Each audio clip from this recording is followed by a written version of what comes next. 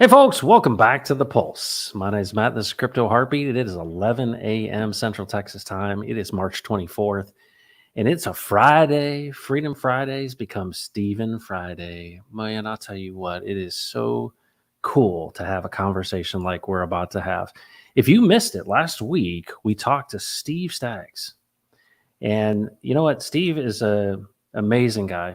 And what's amazing is how we met. We met because he came to a Texan event that when Brandon was in town, and a friend of his brought him. He had no idea what was going on. He didn't know what was happening. But the sensitive man that he is, he's always open and looking for what is God up to? What's he doing? And the story of how we met is incredible because when I met him and I shook his hand, the Lord said to me, "Pay attention." And I literally in my mind was like, is this guy an angel? And what's funny is, as you will go through these conversations, he would be so offended by that. But we oftentimes take upon ourselves to be messengers to others, and it's a blessing. Because what are we doing here? This is the stuff, folks. You know, we talk about the money. Let's get the money. Yeah, let's get the money. It's resources, great tools. Let's get a lot of tools. But here's the other thing that I think is so exciting about this conversation. What I'm doing in my life, I'm exposing to you with Steve the conversations that we have privately, right? This is what I talk to him about. We get on the phone, I lay on my couch, and we have a counseling session. And it's like this amazing mentorship relationship. You know, Steve is an incredible story. But you know, one of the coolest things, and what this is all about, and I warned people last time, I'm like, we're going to be talking about Jesus today, folks. And if that's something you're interested in and you're open to it, we're going to be talking about Jesus in a way that you've never heard about him before, in my opinion. And maybe you have.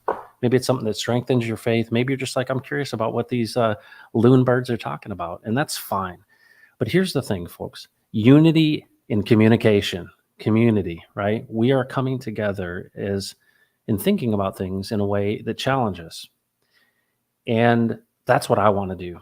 You know, I jokingly say I'm fumbling around looking at the edges of everything. And the cool thing about this is we live in a construct that we can examine. And God's okay with that. And so I'm so excited to examine it. Like, what's this all about? What did you create? Who am I? What is my purpose? What is the plan? What are you doing in the world? Why is this conflict? What are all these things that are happening? Because it helps you make sense of things. And what Steve has really helped me do is to think in terms of, who are you? Who does he say you are? Are you an accident? Did you just crawl out of the ooze and turn into I don't know, a Python coder and a blockchain guy? No. But I think what's really neat about I think the scholarly type of work, but also the listening that Steve has done, it shows fruit, right? It says that a tree's known by its fruit. And so I'm paying attention, folks, right? I'm paying attention. I'm like, hold on a second. This is producing fruit. I need to pay attention to this, right? What is this all about? So that's what we're going to be talking about today. I want to thank you very much for coming into this because this is going to be an amazing thing. We got 22 people here, and that makes me happy. But this topic isn't for everybody.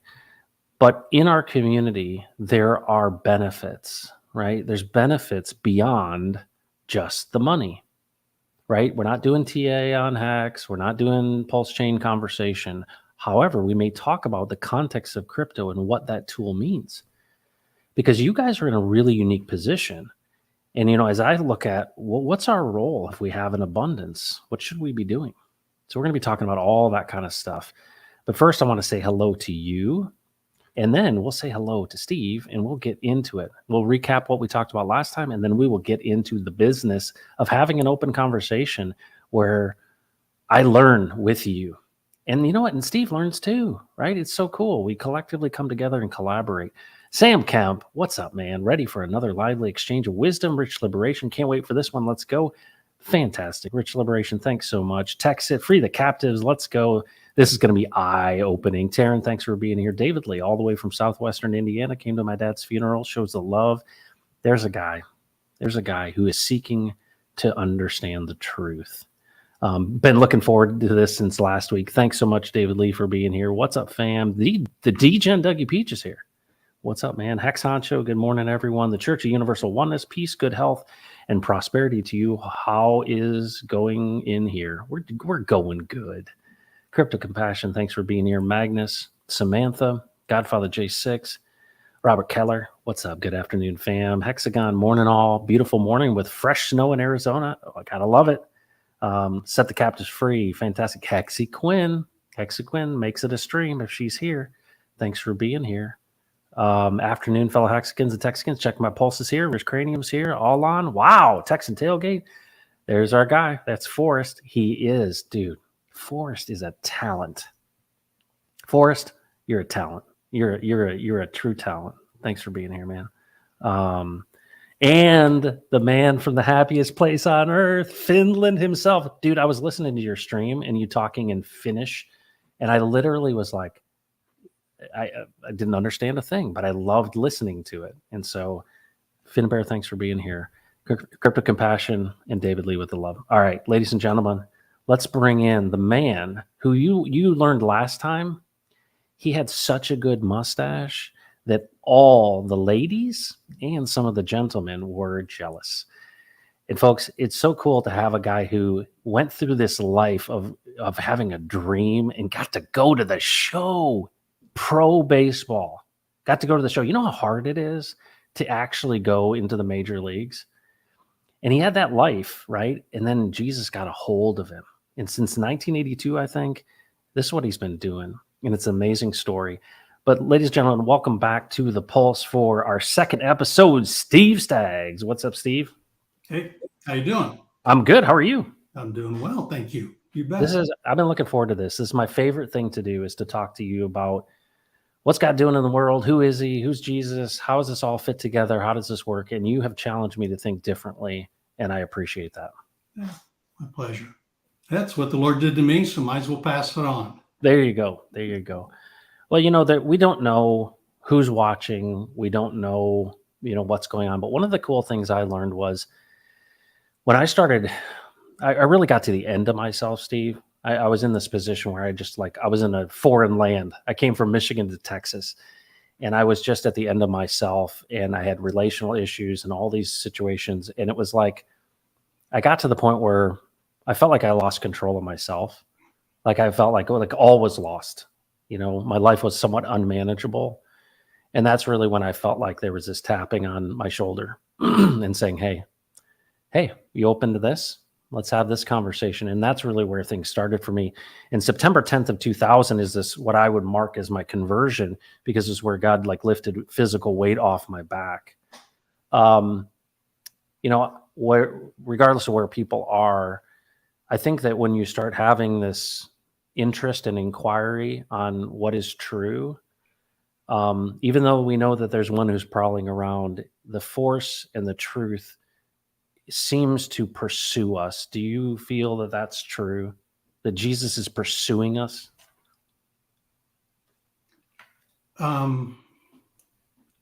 Yes, but not in the way of that we sometimes think about it. Okay. It's not like he's chasing after us as much as he just is. And so when circumstances get us to the place where, like in your situation, I have my own story, where we come to the end of something, of whatever it is that we've experienced, we've come to the end of that. And when you come to the end of something, you're looking for something else. True. Because all that is ending up to be an empty bag. Yeah. So when you're looking for that four, then guess what? That's when you see what is full, and that's him. He is just here. I mean, at the end of the creation story that we talked a little bit about last week, just touched on it. He said it is good and very good. Well, there's a fascinating exchange that Jesus has in the New Testament where a lot of times it's referred to as the the rich young ruler. He pursued Jesus, came up to him and said, you know, um, good What do I teacher, need to do? Yeah. what must I do to be saved? Yeah. And what's fascinating, you and I like that word a lot because there Yes. aren't many English words that match it. He said, why do you call me good? Now, sometimes we just gloss over that and, dig in assumptions into it. But no, that when Jesus asks a question, that, man, it's worth pausing and saying, Jesus, why did you ask him that question? Why do you call me good? And then he says he follows it, for there is none good but God alone. Mm. Now take that back to the creation story. And Jehovah looked at all that he had made and said, it is good, very good. Wow. It is of and from and filled with my Father. So that when we come to the end of our self, guess what? We're looking outward to something that's beyond what we have. And what do we see? We see the good, what is very good. And there's the Father. There's Jesus standing right there for us. Wow. And all we got to do is just pay attention to it. Man, there are billions of stories like that over history. Yeah. What happened with Paul and his deal. Yeah. He just driving off to the next execution, and Jesus, there he was. He met Jesus, and Jesus knocked him off the horse and said, "Dude, what are you mad? What are you up to? Wow. Why are you kicking against the goads? Why The why are, goads. why are you doing what you're doing? I know what you think you're doing, but why are you doing this?" So, folks, the story of Paul, if you're not familiar with it, is absolutely one of the coolest stories. And it's recounted, this is kind of the birth of the church because Paul went to the Gentiles. So, Paul was a Hebrew of Hebrews, right? He was one of the Pharisees. He was one of these, he knew what was going on. I mean, he had all the credentials. And he was there literally standing at the execution of Christians, right? Holding the coats, if you will. He was in favor of the persecution of Christians. And he was on the road to Damascus. And literally, the Lord Jesus appeared to him and blinded him, and in light and in sound spoke to him. And he was blinded. And literally, they took him into Damascus.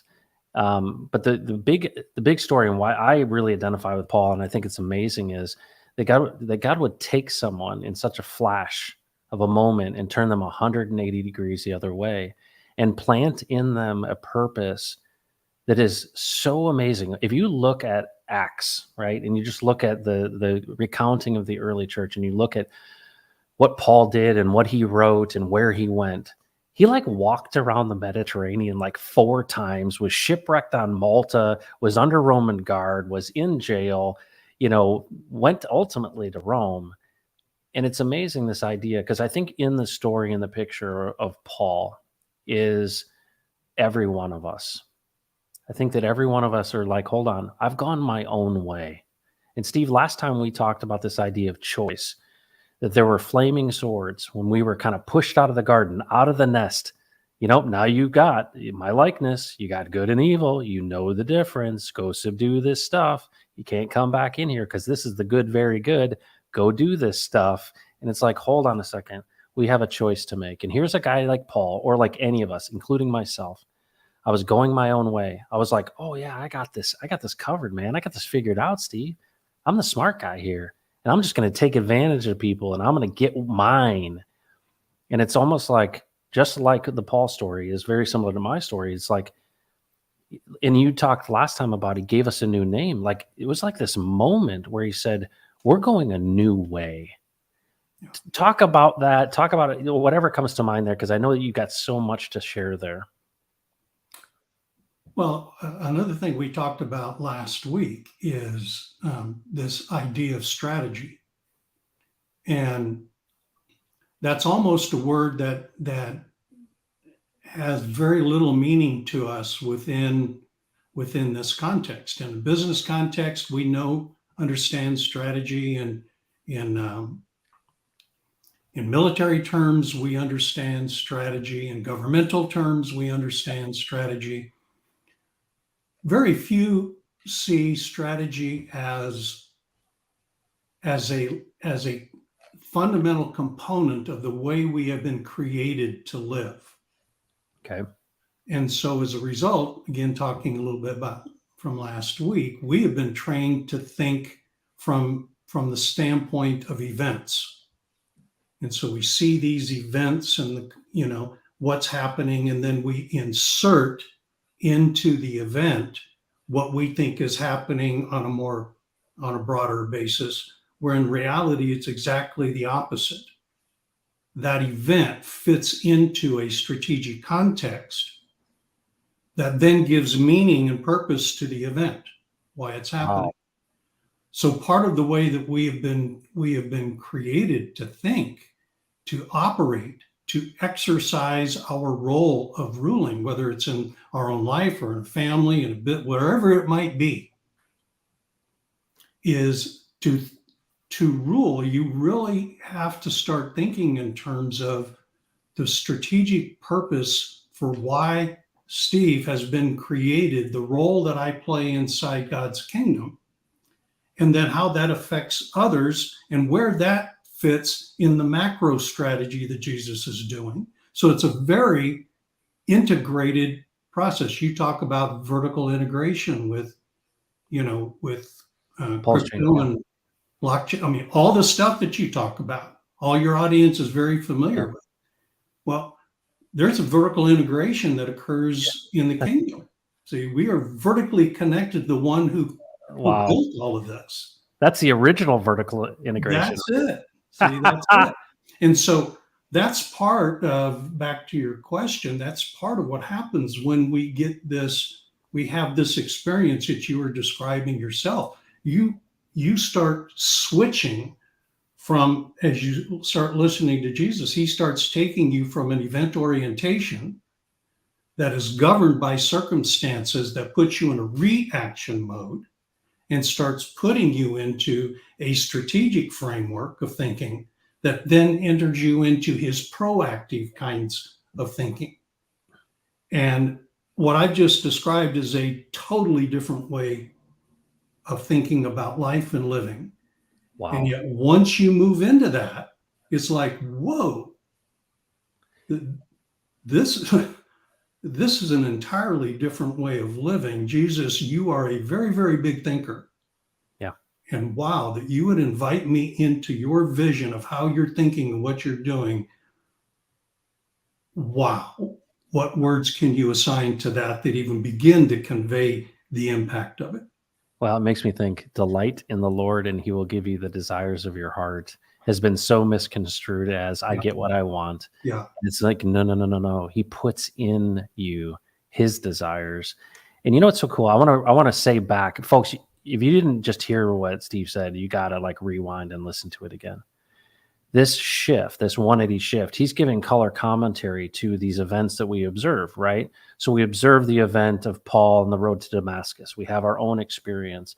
And you're right, because people say, well, how can bad things happen to good people? Here's the thing. When you turn this thing right side up, what I hear you saying, Steve, is this. I hear you saying that let's just take the Ukraine war. Let's take whatever conflicts are out there. Let's take all of these things. And let's say we think of them as this event has happened. But what I hear you saying is, hold on, you don't know. You're looking at it from almost like the symptom, right? It's like I cough because I have, chest congestion, but we're focusing on the cough, not the chest congestion. And similarly, we look at these events and we start assigning them things. We say, hold on a second.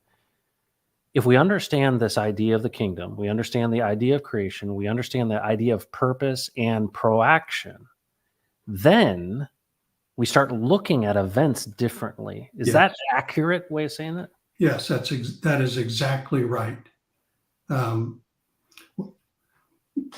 way that the Lord just started describing it to me was again through a through a question, Steve, when are you going to quit messing with the fruit?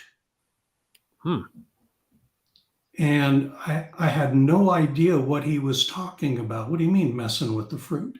And then I got this picture. Well, you keep thinking that if you can, shine up the fruit and let it stay a little longer on the tree, if you can do all of, if you can just get the fruit right. And my focus was on the outcome that was produced by the tree. Yep. No, the fruit is the product of what the tree is producing. And the tree is producing what its root system is drawing from. And what it's drawing from is providing it the nutrients that the tree is using to manufacture the fruit that produces the fruit. Wow. Deal with what the tree is drawing from, and you'll change the fruit. Wow. Okay. Like, stop the presses. Wow. Okay, so let's dig into that one. There's a lot of analogies that are used. Jesus talks about the fig tree and not having fruit. It talks about all kinds of things about what, the fruit of the spirit, talks about what we produce, right? The production. So I'm going to just say it back to you because I absolutely love it. If we are essentially created just like the tree is, right? We are created in the context of this place, but he said, I'm going to create you in my image. You're going to have this choice to make. You have that ability to choose. And if you get right side up, right, you're not upside down. What you realize is this, once again, is this right side up, upside down concept. You're looking at the fruit when you should be looking at the roots. And what are the roots drawing? And you think about, what is your foundation, folks? And that's what is really, this is what it's speaking to me, Steve, is that what are you drawing from? Yeah. There's obviously the conversation about, without me, you can do nothing. I'm the vine and you are the branches. And what's amazing to me is, and I don't know if this is where you would want to go with this, but, I hear a lot of this idea that when you are far away, or when you are kind of cut off, that you were dead in your sin, that he basically died for you. And this idea that you would be grafted back in. And there's a lot of conversations about this idea of being reconnected to the source. And when you say plants and fruit and trees, I think of a root system being essentially like plugging into the source of really what manifests as the product, which is really what we're made to do. Can you speak to that idea that, us being connected into that source, and that I feel like when I go my own way, maybe I can get a couple things to work out, things, but it's almost like I'm longing for this deep connection to the source, because I feel like I know deep inside of me that I could produce better fruit, and that I'm supposed to be creating better fruit, and I'm not. Yeah. Well, yeah, we're part of the way that we are taught, and I think this is a fair statement. We are taught that the kingdom of God is really a pass-fail system. Yeah. And so, man, we're always under test. Yeah. Man, if we don't get this right, man, we're toast. Hmm. Boy, if we get this right, look at how good things are. Well, is that how you deal with your children? I mean, is your household about a constant pass-fail, environment? I don't think so. So we forget that God is the one who created this whole dynamic that we call life. And he has an entirely different view of why he created it and why he set it up the way that he did than we do. Now, how are we taught to deal with that dynamic? Well, we'll draw on the experience of others. We'll read philosophy books. We'll go to mentors. We'll go to, religious religious institutions. We'll go to higher education. We'll go to everywhere, but to the guy who actually built the thing. That's so interesting. You're so right. Well, now, by the way, I'm telling you my experience, so I'm not putting Yeah. any bad stuff on anybody. I'm talking about myself in this stuff. You know what's funny is, so in our crypto world, we talk about derivatives all the time, right? And so, for example, there's this thing called hedron and icosa, and these are derivatives of hex. And why do they exist? And Watsa NFTs, they exist because they want to take this awesome thing, which is the hex contract with staking, but it has rules to it. And frankly, the derivatives circumvent the rules as intended. So, for example, in hex, you lock yourself up, and the intention of the contract is that you would honor your agreement. Yeah. And you would lock yourself up and you wait. And if you wait the length of this and don't basically say, I lied to you, I'm not going to wait that long, then you receive this reward. And what is this reward? You mint back your additional hex that was interest for serving that amount of time. Well, derivatives, which is funny because we're kind of talking about the derivatives, is that, and I love this idea because it fits so well with what we've got in crypto, is that we're constantly creating these things to circumvent the rules and to say, well, no, you can encapsulate this stake and sell it on the open market. You can get yours now. And I'm not saying bad things. I mean, there's some great things in Hedron and Icosa and Watsa and all that stuff. But why do they exist?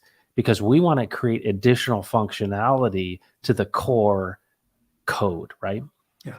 So what I hear you saying, and let's talk about this because this is big. What's interesting is if I really dig into that idea, there's a lot of derivatives of Jesus.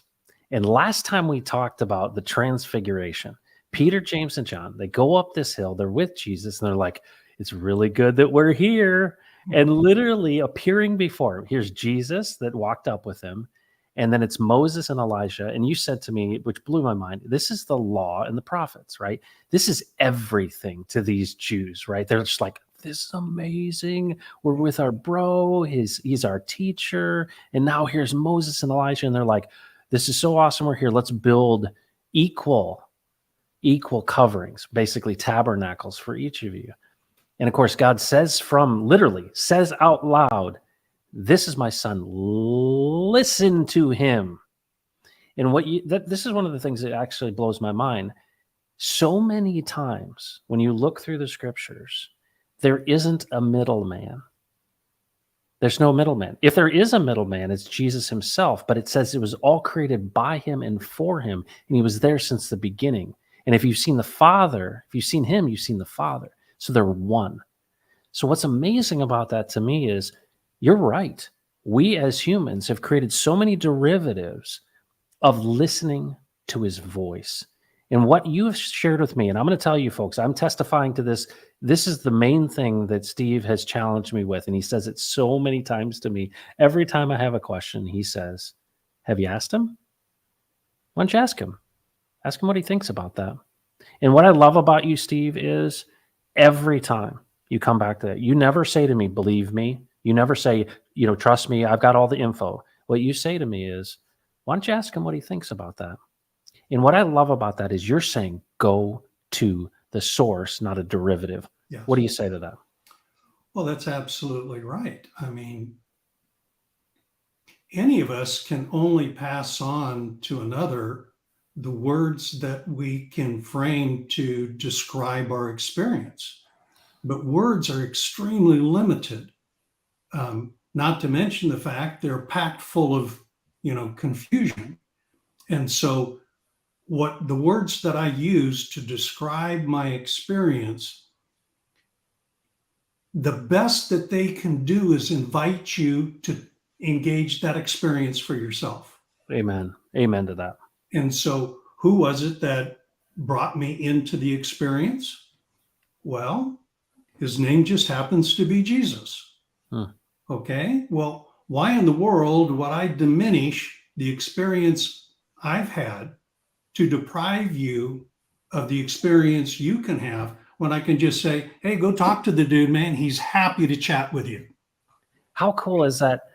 Oh my gosh, that's so big. You know what's amazing though is I look at the Reformation. So, folks, as you look at the church history, Martin Luther says, "Hey, I made a list of all of the things that I think you're not doing right, and these are getting in the way." And it's really interesting when you think about like paying for indulgences, all these derivatives. And this is a bit of an aha for me, is that throughout history, our limited words, what you just said, our ability to articulate, it pales in comparison to the actual real words of the Creator Himself. Yeah. And so we try to articulate it in the best that we possibly can, but we have to understand that we're limited here. But I think what's so interesting is this idea that it always is drawing us back to the source. But then there are people who have gone their own way and set up barriers. And I think what's interesting is it talks about the stone the builders rejected has become the capstone, right? It's a stumbling block. But it seems like we in our desire to go our own way, I think a lot of people want to get credit for being an authority and saying, well, listen to me, I'm a scholar, I'm this person, or, and you think of the Roman Catholic Church and what it did prior to the Reformation is literally saying, hold on a second. When I read this book and I listen to Jesus himself, he doesn't say what you're saying. And it seems like there's a lot of that in this world. And I think a lot of people get a misunderstanding of who Jesus is based on a lot of these derivatives that people keep repeating. Yeah. Well, I mean, listen to the guy himself. Just what's documented about him. He said, I don't speak on my own initiative. What I hear from my Father, I speak. I don't go on my own initiative. Where the Father sends me, that's where I go. I don't work on my own initiative. Where I see my Father working, that's where I work. For I do nothing apart from my Father. And then he goes even further, he says in another place in John, is that the Son of Man is not authorized, nor is he empowered to do even one thing apart from the Father. Not one. Now we can look back on that and say, wow, Jesus, you really lived a constipated life. Man, who would want to live like that? Until you tried living like that. Yeah. And then all of a sudden you go, whoa, there isn't anything congestive about this at all. It is the most liberating way in the world to live because that's how it was designed to function. It's like the difference between, if your car is designed to run on premium gas and you put alcohol in it, guess what? Yeah. It's not going to run in the manner that it's designed to run. So why not just try living life the way that the master architect designed it and give it a shot for a while? It's astounding how different it is and how simply Jesus looks at things. That you talked about aha a moment ago. I mean, that's kind of the life that you live. You're pretty much in a constant state of aha, whoa, dude, I never saw it like that. Whoa, man, is that how that works? Yeah. It is an element of abundance. You mentioned abundant life, that your life might be full. You mentioned it last week. Well, yeah. That's fullness. We have no comprehension of what fullness of life looks like until we get aligned with how it was designed to function. Wow. So I think, I'm still in this journey myself, and I'm sure you are, and many, many other people are different parts of this journey of, I think in success books and, people that write self-help stuff. And of course we see this in, the Proverbs as well. This idea of wisdom and this idea of, what you're saying is, hold on, let's get back to the basics of understanding how it's constructed. And here's the funny thing. This is what just rings in the back of my mind. Do you know about Chat GPT? Yeah, yeah, Okay, so yeah. check I this have out. run across a little bit. This is really interesting. So, folks, I want you to hear this. This is a good analogy. So, I've been using Chat GPT, Steve, and it's been really, really helpful. Well, what is it? And I think this is so funny because if you look at what we have been created to do, so if you want to kind of analyze what do we find ourselves doing even when we're not conscious of those things? When we're creating and not destroying, we create like the Father created, right? So if we look down to the atomic level, we look into the DNA, we look into all these things, we see that we have this kind of infinite resolution. And things really kind of look like it. You pull up the leaf and it kind of looks like the tree. That's really interesting. And when you look into things, into the DNA, you're like, hold on, this is like the code of who you are. Like everything is like, it's infinite in the sense that, wow, it's kind of made up and it looks like itself. One of the things that's funny about ChatGPT is, hey, Steve, do you know there's this source that will talk to you? What? Yeah, we built this thing and it's got all this knowledge. It's like it's got everything for the internet, all human knowledge, all put in there. It knows every style, it knows everything. It is this amazing collection of all this information. And all you have to do, Steve, is ask it. Really? Surprise, surprise, that man in his creative forces would seek to replace God, but he can't help but build just like he did. Meaning, this idea of saying, there is one who knows more than I. Hey, Google it, Steve. Hey, man, let's just Google it. Yeah, Do you realize you're asking for an answer? Hey, Alexa, hey, I need to know what the weather's going to be like. What you're saying is, the actual creation of all of this stuff and everything that if I look at everything from the Bible, I feel like it's yelling at me and saying, I'm here, I'm alive, I'm speaking, you're just not listening. yeah, That's what I'm sensing. And it's so amazing that, how we do object-oriented programming of things. And then I go back to this, and I just love this. When they asked him who he was, what did he say? I am. yeah, That's a 1. yeah, Not a 0. It's a 1. yeah, I am. And I love this idea that even in our desire to go our own ways, even the fumbling of our hands has the residue of his creation on it because we are made in his image. And here's the thing. Everybody in this world wants to tell us that you're an accident. Over billions and billions of years, you accidentally fell into this thing. And here's the thing that's so liberating, Steve, and I've experienced this, you've experienced this, is when you start right-siding up and you start understanding how this is, that it is upside down, and there are forces that are promoting that, but that we have this choice to make, and we go, well, if you knew that Chat GPT knew it all, wouldn't you use it? You've got this thing here. I look at the Father God as, and through Jesus, this ability to literally go and ask anything at any time, and he's okay with whatever we ask. And it's funny that we've just created this thing that mimics the exact thing. It's a chat bot. yeah, And it's funny. It's like, what a derivative, right? What a poor example. But we're like, oh my goodness. And you know what it says to me? And I'd love for you to speak about this.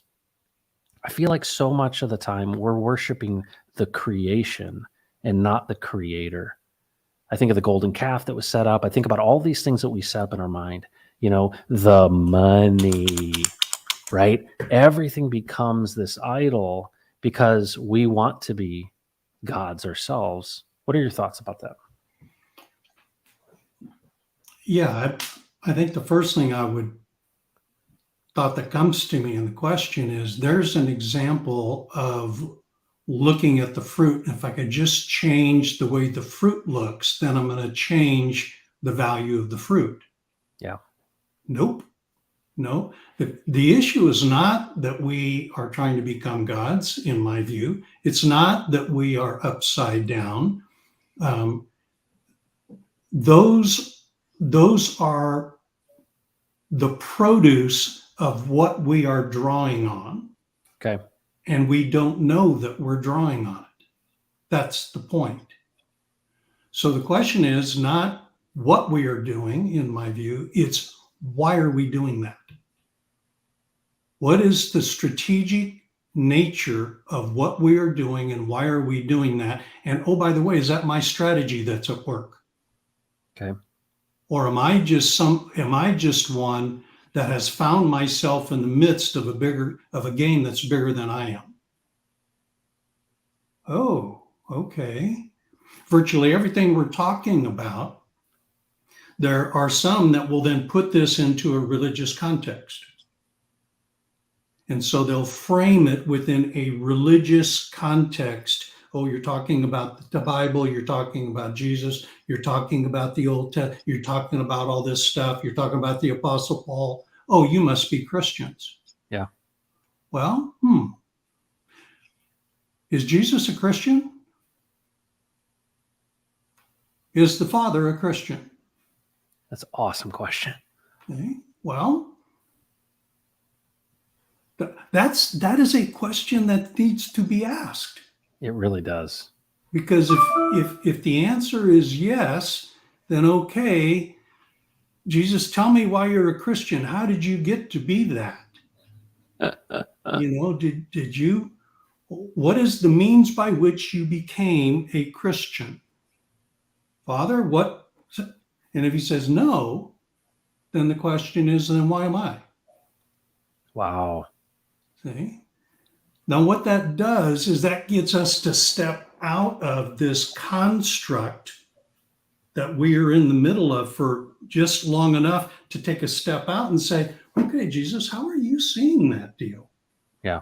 Why am I thinking that I want to be a God? Why do I think I'm going to go my own way? Why do I? Well, wait a minute. I don't consciously think that way. Somebody can look at me and observe that that's what I'm doing. They can classify me as living like that. But the reality is, I'm not waking up in the morning and saying, let's see how many ways I can go my own way today. Yeah. No, I just get up. I do my thing. I do my thing to try to do it well. And I get up and do it again the next day. I don't even know that I'm going my own way. I am simply doing what I've been taught to do. Who taught you how to do that, Steve? Who constructed the system that would cause you to think that way? Wow. Oh my goodness. See, he starts taking you deeper and deeper and deeper, not into the events, but the strategic purpose that is guiding and directing those events. And man, once you get there, it's like, oh, wow. Okay, this is a bigger game than what I thought I was playing. I just thought I was getting up in the morning, kissing my wife hello in the morning, enjoying my children, going to work, and doing it again tomorrow. Yeah. No, see, there's a little bigger game in play. See, and right now for you and your audience, you're finding yourself in a sub element, strategic element of the bigger play in called crypto and DeFi. Well, virtually everything we're talking about fits right into how that's going to be administered. Wow. And how it's administered and the nutrients it's drawing from to produce the fruit it's producing will determine which of these strategic frameworks it's going to operate in. Wow. So this isn't about a religious, experience or event. This is how life was designed to be lived. You know what's amazing about that is, I think a lot of people would say, yeah, I believe that there is a creator, right? I think, you kind of go across this idea of, I don't think there's as many atheists as they think there are. It's impossible. It's a word that has no application. Right. So if we think about this idea of somebody saying, you know what?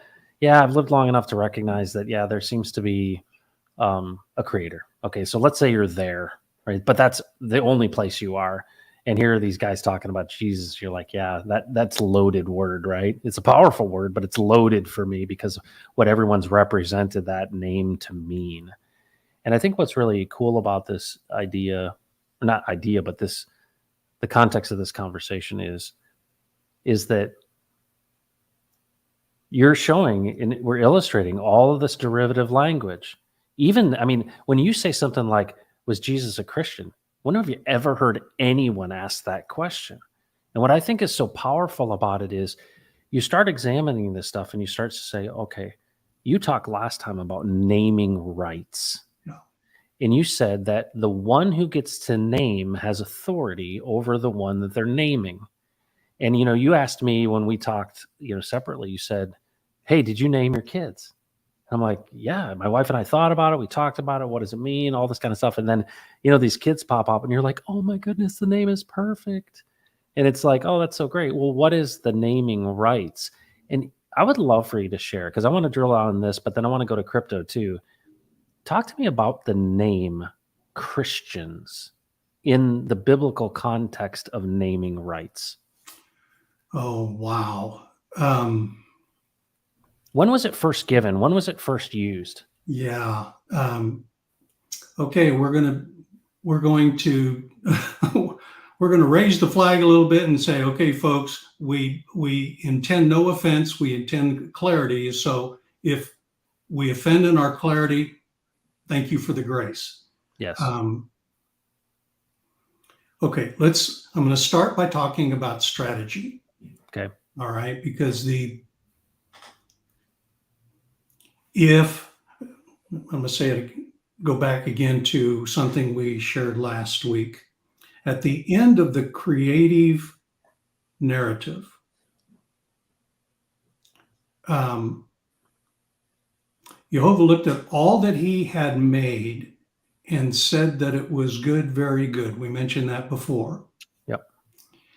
And then it recaps by saying these are the events of the creation where God created the heavens and the earth and all the hosts thereof. Okay. Okay. Well, that word hosts actually means armies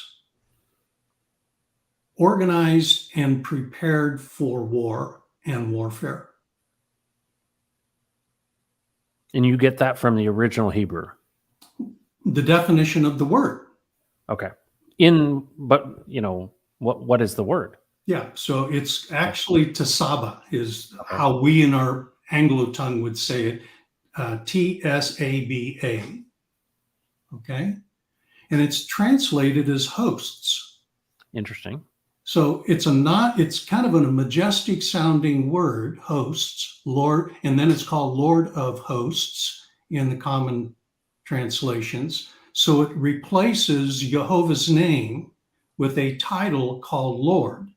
So if you look at the actual language, it says Jehovah of the armies, organized and prepared for war and warfare.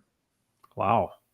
So before Jehovah even rested on the seventh day from all he created, he built his army to not only to enforce, but to defend what he had built before he rested on the seventh day. So the question is, why in the world would you build an army? Why would you do that? And why, before you even rested, you organized that army, obviously trained and prepared them, and then positioned them for war and warfare? Wow. Now, one more step. When you organized and prepared them for war and warfare, what was the probability that they would lose a war? Zero? Zero. So, Jehovah, God, who was going to be your enemy? If you were preparing for war and warfare, who were you expecting to be your enemy? Who was going to build a competing army? Oh. Okay. And how would they build that army? And who would comprise that army? You see where I'm going with this? Yeah, totally. Now, by the way, I don't have the intellectual horsepower to go that direction. Yeah. These are what I'm describing are the products of sitting down with Jesus and saying, okay, Jesus, what about this? Or Jesus taking me to something and say, Steve, what do you think about this over here? Hmm. So when we look at this content right from the beginning, God built the creation with the full expectation that there was going to be war. Wow. Now, he didn't stop there. When he built us, when he created us, he said, okay, let us make man in our image. That is a mirror object kind of word that deals with the physical kind of construction. Let's build man in the way that we look and operate in our physical attributes. So let us make man in our image, give him our physical attributes, and in our likeness and similitude. That is, again, mirror image word, but that relates more to the internal construction, nature and character. Ah.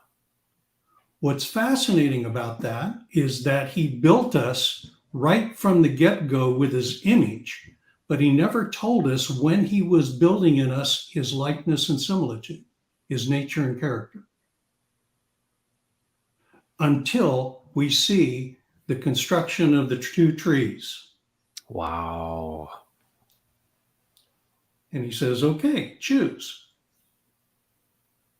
Now, then he goes on to say, he says, okay, boys, let's give this dude dominion over everything on the planet. And they are to rule, they are to subdue, they are to expel all these. If you talk about dominion, when is dominion exercised? When is rule exercised? When do you subdue and subjugate? Do you do that with allies? Yeah. Yeah. You do it with enemies. You do it with enemies. So not only did God create with the anticipation of a spiritual war in the domain of the spirit, he also built that with the expectation for man, that man would encounter enemies. And what his job was to do was to subdue, subjugate, expel, and neutralize those enemies with God. He wasn't designed to do it on his own. He was designed to do it with God. Now,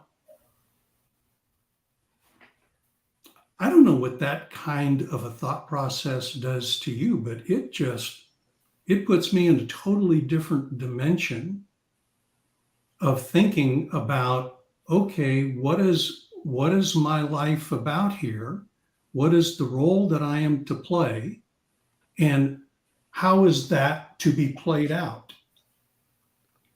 All of a sudden, I'm thinking in an entirely different dimension. So when I look at what's happening on the planet, I no longer look at the planet in a horizontal manner. I don't look at what's happening out there to see what men are doing, what women are doing, what nations are doing. I'm looking at them and saying, okay, who's pulling your strings and what are they trying to accomplish? Okay. Okay. This is huge. Wow. I have to do some translation, Steve. This is packed full. So I want to throw this up here. One of our phone conversations, huh? Yeah, I love it, man. So you made me think of James 4:4. Okay.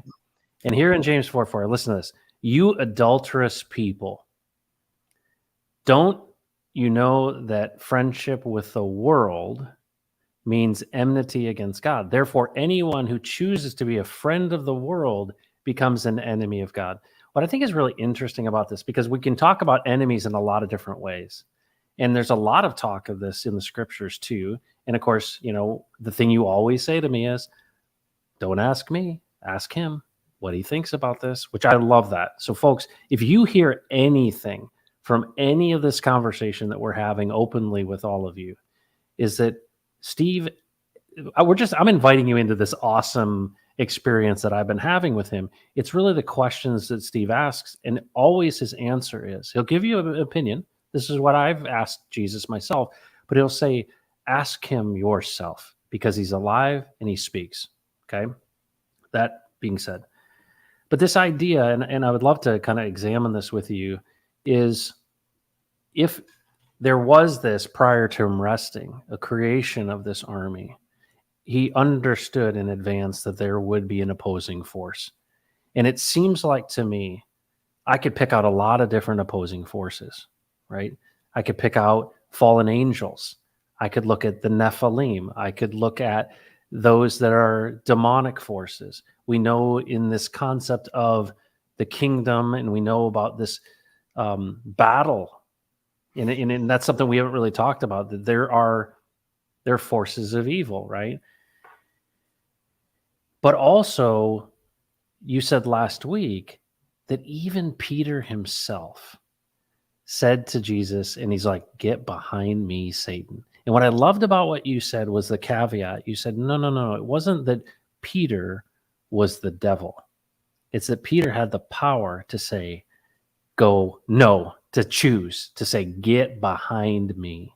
Escort him behind me. Yes, escort him behind me. So this is, I think, a big application of all of this stuff, is this idea of saying, I think one of the things that broke my heart on September 10th of 2000, Steve, is I went to this church, and I had learned about, I thought I knew the Bible. I didn't know the Bible at all. And I went to this church. I'm 28 years old, and God's knocking on my door because all the things are happening in my life. And I hear this sermon in the singles group that is about Paul and in the road to Damascus. And, I felt like I knew it, but I hadn't heard it this way that this guy shared it. And I'm like, dude, that's me. Like, God is like turning me around. And then I go into the big church. And of course, in Dallas, I came from Michigan, and we had teeny little churches. And this was like 5,000 of my closest friends. And here I am sitting in this giant mega church, and they're doing a sermon on the storms of life. That was the theme. And it was about Jonah. And I swear to you, Steve, that pastor out of 5,000 people looked right at me. And this is what he said. Are you endangering innocent bystanders by your disobedience to God? That's what he said, like, to me. He said, are you endangering basically other people by your disobedience to God? And so when you just said that, and I thought, oh, James 4:4, hold on a second, we become enemies of God. Not that the battle and the war was created for us as enemies, but that we could actually be used like Peter in a detrimental way or a damaging way by the choices that we make. And it wrecked me. Yeah. And I literally was like, I swear to you, I was like, I don't know if I said it audibly. Yes. I was like, yes, that's what I'm doing. And it like struck me to the core. And I'm like, it made me recognize, and I think in church language, we would say our depravity, right?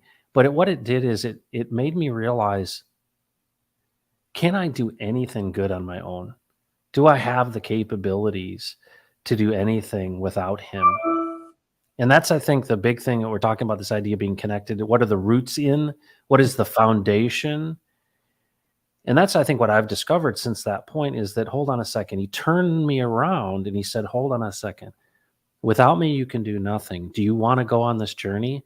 And so I remember calling my mom after all of this stuff happened. And there's more to the story, but I literally said this to her, Steve. I said, oh my goodness, do you know what the implications of this are?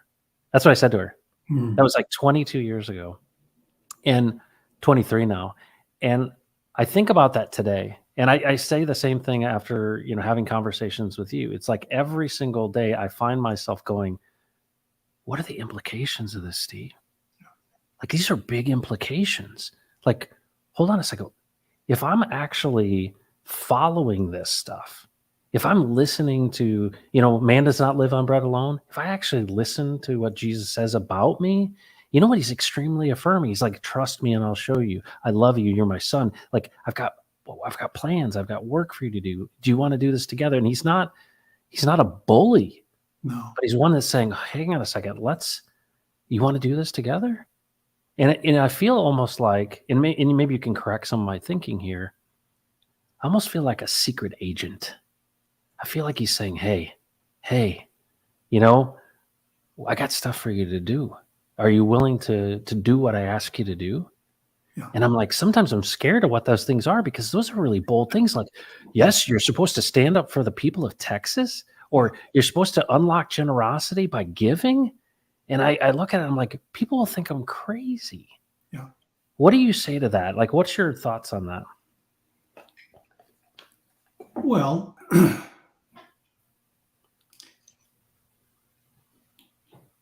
we are secret agents in this respect, that Jesus does not put us on display to become non-secret until we're able to withstand what comes back at us as a result.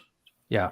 So, yes, there's two components of it in my experience. One is we're secret agents in that he is training us and preparing us in real life for the things he has created us to do with him. And so he keeps us secret, hidden, out of the way, a little less exposed, because we can't handle it. I mean, I remember in the summer of '82, when the Lord had just taken me through a very intense period of time for me, he was teaching me how to hear his voice, not too unlike what happens that we do with our babies that are in a crib. It wasn't that he wasn't speaking, it's that I didn't have comprehension of what he was saying, how I couldn't interpret it. In other words, a baby can hear our voices, but those are just other sounds in the air until they learn their senses are trained to interpret those. Yeah. They first respond to sound, the tone, and then the look on our face. Well, that's very much what Jesus does.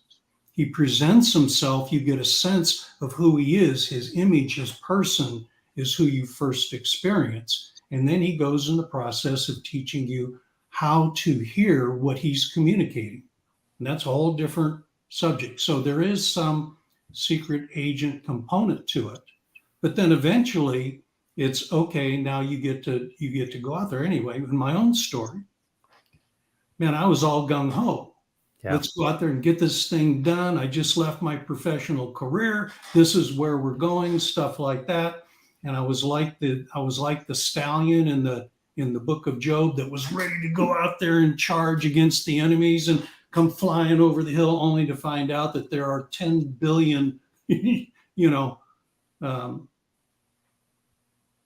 army of 10 billion in front of me, and I'm just sitting there thinking, "Oh, cool! What do I do?"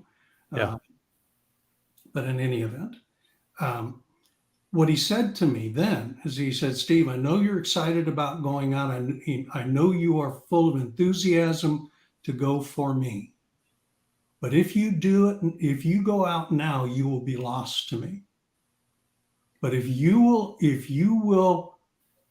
simply do the things I tell you to do when I tell you to do them, then I will build you to the point where the day will come when you'll be able to bend the bow of bronze." Bend the bow of bronze. Man, there is so much into what I've just said. Yeah. Yeah. But what he did is, even in that response, he took me into a totally different dimension that I didn't even have, even though I repeated the words he gave me. And by the way, he was giving me new vocabulary even as he spoke it.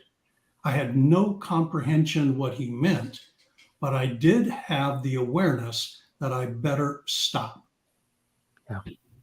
and let him build me as opposed to me thinking I was already built. Yeah. Right? Well, let's clarify something too. Steve, I don't hear the audible voice of God. Okay, so I don't hear, like, I'm not, walking down the street or here in my office or whatever, and I hear this booming voice of some deep baritone saying, Matt, do your stream on this or go this way. I don't want to give people the impression that this idea of Jesus speaking is that. How would you characterize Jesus as speaking to you since 1982? Yeah, great question. Once again, the upside down world, which we still have 2 or 3 questions dangling in the past. Yes. I don't know if Yes. we'll get to them or not, but we will eventually. Is we think of God speaking in the way of forming vocal words. The words you're using is audible.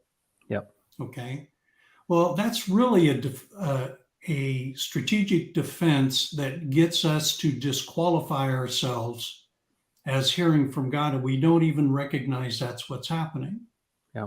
See, God isn't about in the context of the kingdom. Speaking is about communicating, so that communication is the transfer of thoughts, words, ideas, feelings, intentions from one person to another person. So if I'm communicating with words, I'm trying to frame words that enable you to think and draw the similar conclusions of what I'm thinking in my mind. Right. But that's not all there is with communication. Communication, we speak with our eyes. Yeah. Right? I knew when I had reached the line, when my dad simply looked at me. Yep. He didn't have to say a single word. See? I knew when I was about to offend my mother just by the way she looked, the look on her face. She didn't have to say a word. Yep. So communication is what God is about, that where he is transferring to us what he is thinking, feeling, intending in his mind toward us. Okay. And so the way we know that he's speaking to us is we end up finding out, hearing ourselves actually put words, assigning vocabulary to that experience. You did it for me the other day, right? And you know what's so funny about it is I almost feel like every time I try to describe what he said or did or something that I'm amazed with, I feel like I have maybe 2% of the words capable. And it's like, that's one of the things that's cool about how God, I consider, he winks at us. Yep. He's like, shows you, he gives you, he affirms you and shows you that he's with you, is that it's just for you. And every time you try to describe it, I'm like, Steve, this is so cool, man. And you're like, I'm super happy for you because I know what that feels like, but I know that you don't have the words to describe it. Yeah. Yeah. That's joy, man. That is joy. Well, and that's part of how he feels about it. He's transferring that feeling of joy. So when you get it, wow, it's joyful. Now, the reason this is really important, let's go back to the strategic elements of it, is because there is another being of a spiritual dimension that can also speak through the forming of words. But when he communicates with an entirely different dimension. Okay, here is the basic premise to it. An author, a speaker, cannot speak apart from their character. So I'm going to use, Bible words. Okay. So when the devil speaks, he can use all kinds of flowery words that can really excite us and make us, feel on top of the world. Yep. But what happens eventually is his character starts seeping through those words. And what you recognize is that the words, okay, the tree is known by its fruit.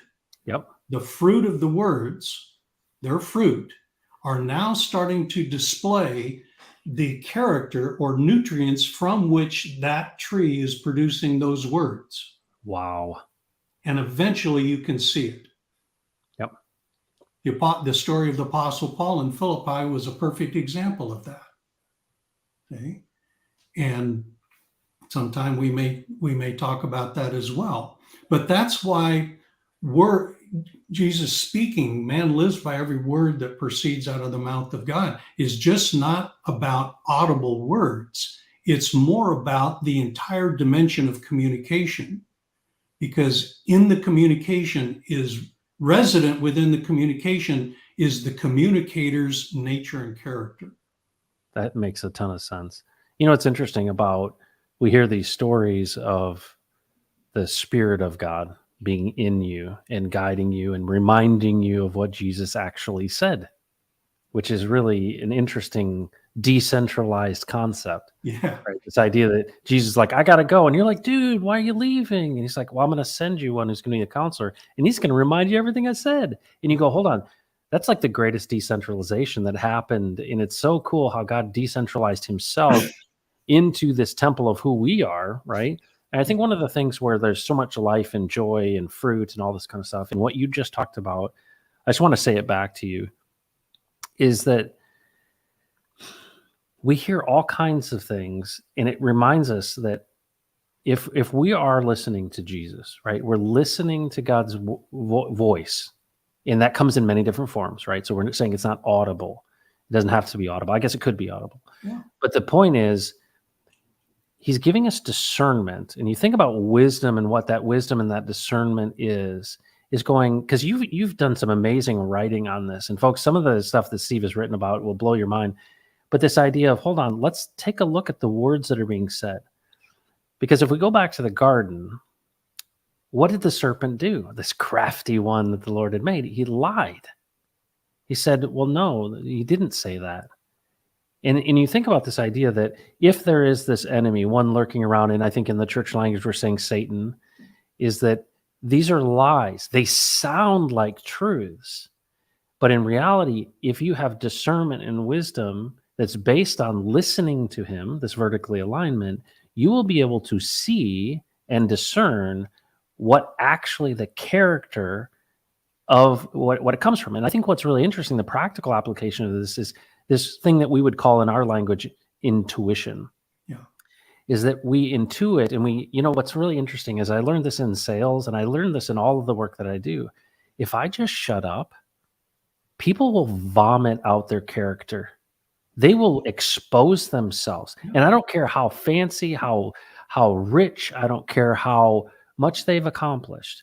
If I can get them to talk first, I feel like I understand exactly where they're coming from. And it doesn't take long. It could be a couple minutes of somebody sharing. I'm like, all right, I get a sense for where you're coming from and your character. And so I think what's really amazing is I'll listen to people in the language that they use, the choice of words that they use. And then it almost makes you feel like something pops up in me and goes, beware. Yeah. Like caution, red flag. Oh, even if the words, if you were just to take them on their own, sound really good, it's like something right here. Yeah. Yeah. Is that I'm trying to characterize it in kind of like real practical terms. No, that's great. When in my business consulting years, I would go into businesses and universally, as you know, they were crashing. Okay, they were in trouble, and the Lord would take me into them when they were in deep trouble. And one of the things I would share with them is the single most important component of their business was the invisible nature of their culture. Because and they would say, what do you mean our culture? You know, because we're used to thinking in terms of,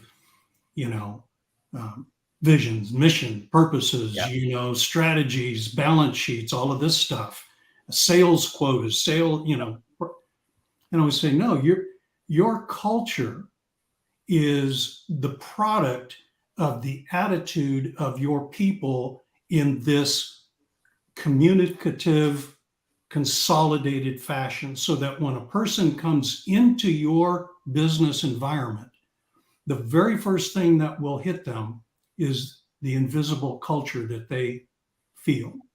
Wow. And go Keep ahead. going. No, you go ahead. It's good. No. So where is that coming from? Wow. That's coming from the attitude and the nature and character of the people. And so Yeah. one of the early things we would do, for example, is go into the sales group. And boy, pressure is there's no other. There's two people that are two roles in business that are really under pressure when a business is having trouble. And one is the sales group, and the other is the accounting finance group. Yep. Yep. But I would go into the sales group and say, okay, now we're going to have a change of the way we think here. Now we're into our upside down, right side up deal. You think your job is to go in to sell product. Your job is not to sell product. Your job is to serve your customer. You serve to sell. If you will serve your customer will not only buy one product from you, they will beg you to sell more to them. Yep. They say, "Oh, no, that's not true." And I'd say, "Well, okay, is that true? That's not true? Well, okay, you're also a buyer. Who do you buy from?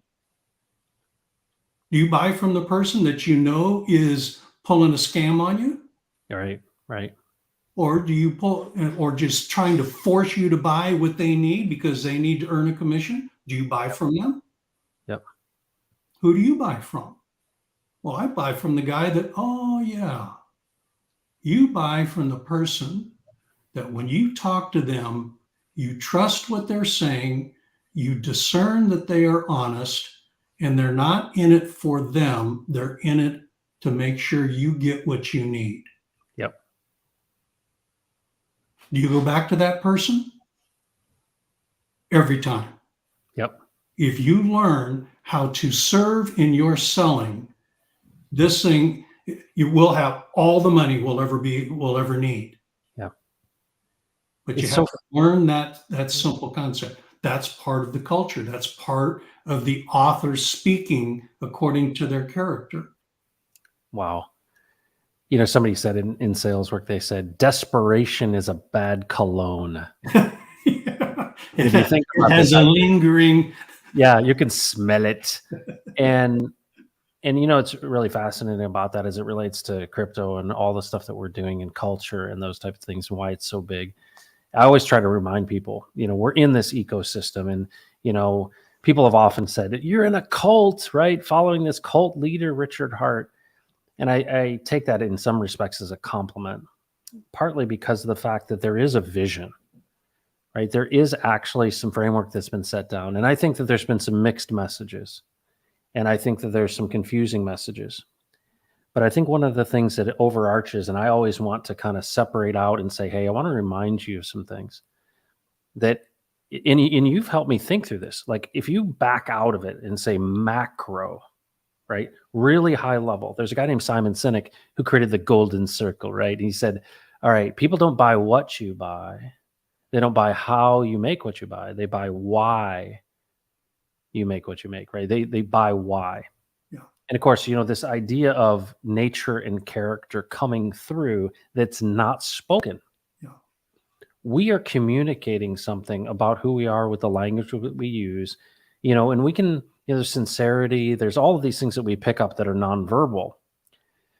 When I look at this Richard Hart ecosystem and where we are in the world and all this stuff, and I back out from this and I ask myself, why did Richard Hart decide to do this? And I've analyzed him a bunch, and I've given a bunch of opinion about who I think he is. And I think I also project some things I want him to be, right? Because I think, hey, this would be really nice if he was like this. But what I see in all of this is I see someone who is an advocate. And, you think of nature and character gets revealed over time through actions. And, the fruit, we analyze the fruit and we go, what's the fruit of Richard Hart? And you even told me the name Richard Hart. What does the name Richard Hart mean? Richard, meaning to be strong in rule, and heart, this idea of the heart. And what's funny about it is he's become his name. And I look at this man created in the image of God, who may or may not acknowledge that he has been created in that image. But I see an advocate, and I see someone who's saying, listen, I see the forces that are out there in this world, whether I define them as good or evil or not. What I'm saying is, this is a dangerous place, folks. And I do care about you, because I don't want you to be taken advantage of. And in this arena of money, everybody wants to get in between you, right? They want to be middlemen in the process, and they want to extract something from this transaction. Yeah. He said he saw the Satoshi white paper, he saw Bitcoin, and he understood. Well, and Satoshi saw this himself. He literally said, all right, this 2008, we're bailing out the banks. We're basically giving them a pass. We need to remove control of centralized authority, because the centralized authority's character is one that is not genuine. And so he said, well, what if we work together? And we said, no, we're going to decentralize this using cryptography. We're going to decentralize the control of the money, meaning if we let this cat out of the bag, Pandora's box gets open, then no one can put it back in, because this ledger is across all of these nodes. And it's this consensus model that says, hey, is this right? Is this right? And that's what it's doing. It's saying, is this right? And everyone checks the ledger and goes, yep, it's good. And somebody goes, no, that's not right. And they get booted out. And we're always constantly checking. Is it right? Is it right? Is it right? Is it right? Yes, yes, yes, yes, yes. Okay, cool. And so no one can step in the middle and say, I'm going to rewrite the rules. And I think at that core thing, he saw that. And he saw that, well, at least we take one weapon out of the hand of this enemy. And then he said, hey, folks, even though we have this decentralized thing, people try to amass as much of this as they can to get even more control, whether it's hash power of mining or whether it's just accumulating Bitcoin itself, and then controlling and manipulating the market with that. And then we go into Ethereum and smart contracts, and we see Hex being built. And what is the message? Early days of Richard Hart, he'd put on a top hat. And you know what, frankly, I learned a lot from that. I learned a lot from that because what he was doing was giving. And you said this earlier. You want to sell something to somebody? Serve them.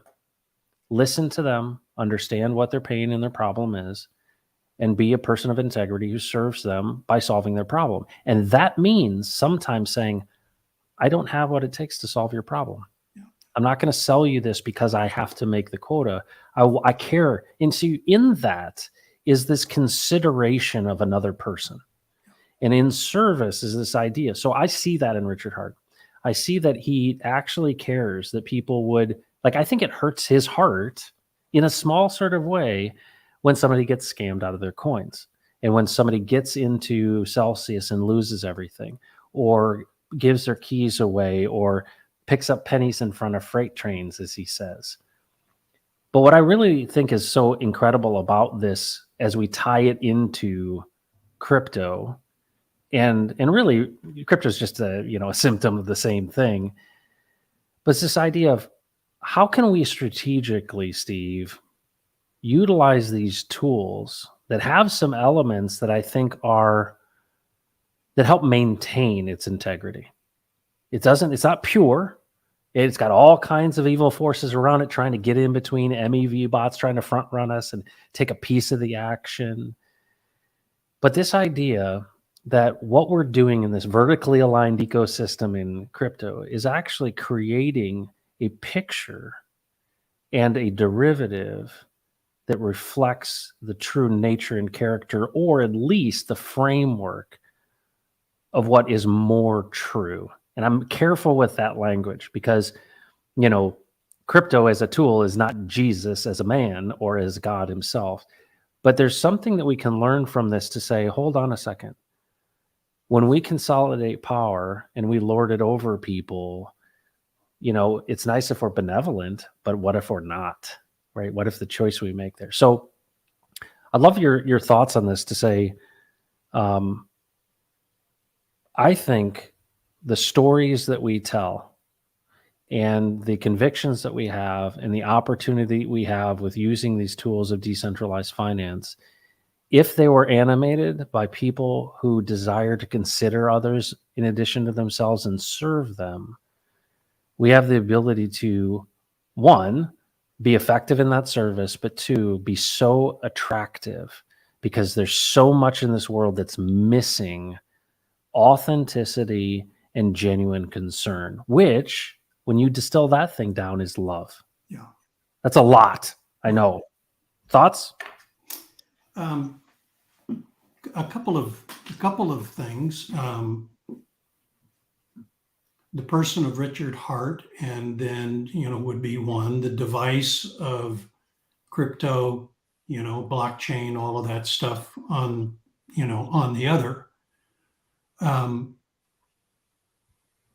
When we have early on, we were talking about Richard. When I was describing his first name and then the change of his last name to Hart. If you look at the meaning of those names, it is, king, mighty ruler of the heart. So is Richard's intention to be the king and mighty ruler of the heart, which is the repository of the nature and character of a person in our vocabulary? Right. Okay, the heart is that his intention, or is his intention to rule so as to allow the heart to do what it's designed to do? Wow. That is his choice. He can exercise a kingly rulership rule to rule the heart of his group, or he can use that authority of kingship, rulership, to unlock the hearts of those who are there, their nature and character. Now, by the way, I don't know if you've ever thought about this again, but Jehovah was pretty good at using people that didn't qualify as righteous folks. True. From a religious point of view, right? And so he used Nebuchadnezzar. We could go down that road. Well, I don't think Richard Hart has built, a giant, statue to himself made of gold and required people to bow down. Pretty close. See? Pretty close. Well, pretty close. I haven't heard the timbrels going yet. Yeah, they're yeah. He's starting the museum as we speak. Yeah, right. But neither have I. Let me back up. But even when Nebuchadnezzar did that, he was the one to whom God had given authority over the entire world. Well, wait a minute, God, do you have bad judgment, or what's going on here? How could you give that dude who would build a huge statue and then of gold and then require the people to bow down to it whenever, the musicians sounded? What is it? Well, what it is that we are all built from before time began to accomplish a divine mission. We all have a divine destiny, and we're going to accomplish that destiny, whether we like it or not. The only element that's in question is the condition under which we fulfill our divine destiny, whether it's in cooperation with God or in opposition to him, right? Satan is a perfect example of that. He was designed from before time began to accomplish a particular mission. He's fulfilling that mission. The only difference is he's chosen to do it in opposition to God. Makes no difference. He's accomplishing his purpose. Wow. Okay. Now, we see that in Cyrus. Cyrus was another one, heathen king, that was called to release Israel from their captivity, right? Well, guess what? Guess what Jehovah called Cyrus. He is the first one to be identified as the Lord's Messiah. Oh, The first one. Here, this heathen king, see. So the person of Richard Hart that applies to all of us, we all have a divine destiny that we have been assigned from before time began. We will accomplish that. See, you are now talking about yours being unlocking global generosity. The tool, is through crypto. The strategy, if you will, is through DeFi and through, tokenizing communities. Well, you didn't think this up. yeah. See, and I think you'd be the first one to say, I didn't think this up. I just found myself, and you could probably recount Yeah. the story that led you to all of this that says, wow, this is really cool. All right. So that's the person. Then there is the mechanism of crypto, the mechanism of DeFi, the mechanism of the blockchain, things of that nature. Well, they're all devices, and all devices are neutral. They do not have the capacity to perform independently. They only perform in the manner that is and in the character that animates them. So each and every person on your channel and blockchain, all of you, each and every person has an opportunity to decide how they're going to utilize their particular involvement with this device. Are they going to use it to bless and protect those that they're entrusted with, which includes the person on the other side of the table sometimes? Yeah. Right? Well, that's our choice. We get to exercise that choice. And to the extent that we exercise our choice, that's how the device is going to be used.